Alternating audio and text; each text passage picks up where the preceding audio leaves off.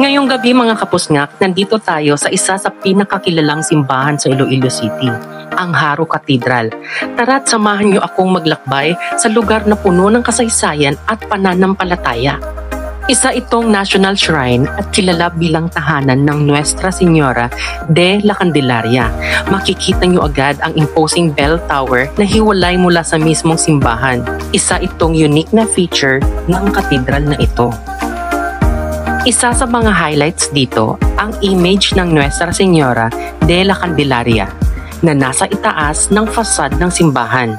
Maraming deboto ang pumupunta rito para magdasal at humingi ng milagro.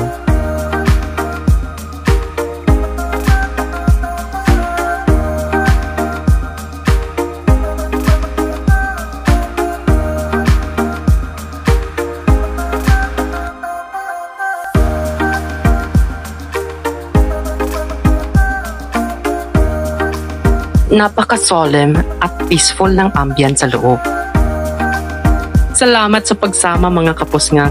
Hanggang sa susunod na lakbay lasap. Thank you for watching mga kapusngak. Keep on supporting and don't forget to hit that like, follow, and subscribe button.